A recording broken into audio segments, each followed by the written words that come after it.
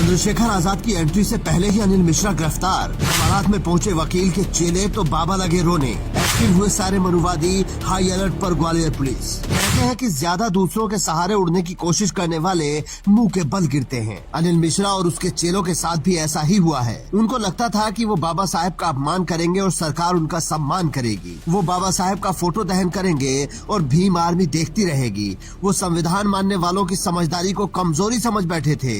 इसीलिए जब 1 जनवरी को पुलिस के अनुरोध पर भीम आर्मी ने आंदोलन कैंसिल किया और चंद्रशेखर आजाद का दौरा टला, तो मनुवादियों ने उसे अपनी जीत समझ लिया और खुलेआम बाबा साहेब का फोटो दहन कर दिया।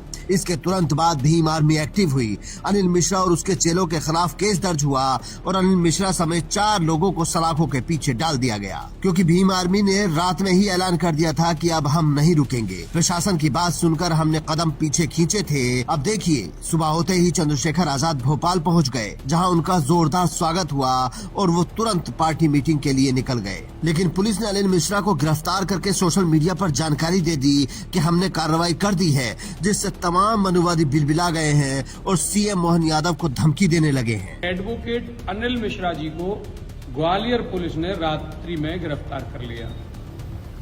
मैं मध्य प्रदेश प्रशासन से एवं मध्य प्रदेश मुख्यमंत्री मोहन यादव जी से कहना चाहता हूं कि तत्काल अनिल मिश्रा जी को रिलीज करें, अन्यथा मध्य प्रदेश में इतना बड़ा सवर्णों का भूचाल आएगा कि आप झेल नहीं पाएंगे और आपको इस सत्ता में कुर्सी को छोड़ना पड़ेगा। इसके अलावा एक बाबा हैं, वो भी एक सेना चलाते हैं जिसका नाम है काली सेना। वो भी अपनी सेना को लेकर ग्वालियर जाना चाहते हैं और अब इस आंदोलन को अपने हाथ में लेने का ऐलान कर रहे हैं। अब तो हद हो गई।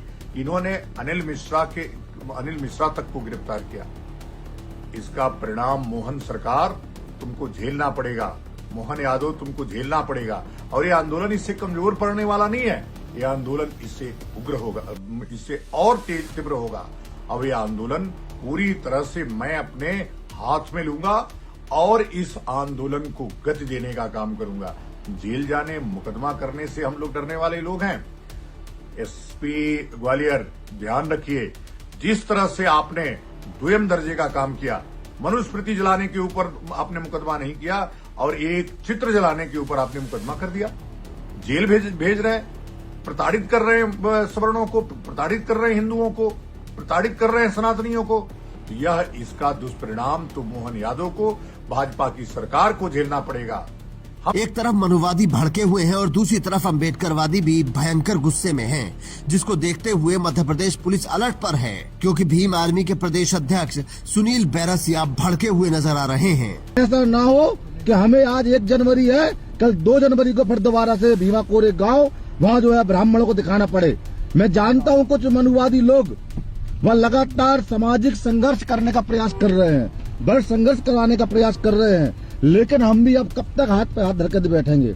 कब तक हम लोग इस बात को सोचते रहेंगे कि कब तक हम लोग उनको अगर इनको अरेस्ट कल नहीं कर। दोनों पक्ष नफरत की आग में जल रहे हैं, जो प्रशासन की मुश्किलें बढ़ा रहा है। लेकिन इस स्थिति के लिए भी कहीं न कहीं मध्य प्रदेश का प्रशासन ही जिम्मेदार है। लंबे समय से ये लोग बाबा साहेब के खिलाफ मुहिम चला रहे हैं, लेकिन कोई ठोस कार्रवाई नहीं की। बाबा साहेब की मूर्ति लगने से रोकी गई, लेकिन कोई कार्रवाई नहीं हुई। अब जब पानी सर से ऊपर गया तो कार्रवाई की गई। अब अगर बैलेंस करने के लिए दूसरी तरफ से भी कार्रवाई की गई तो मामला और बिगड़ सकता है। Bureau report, Indian news.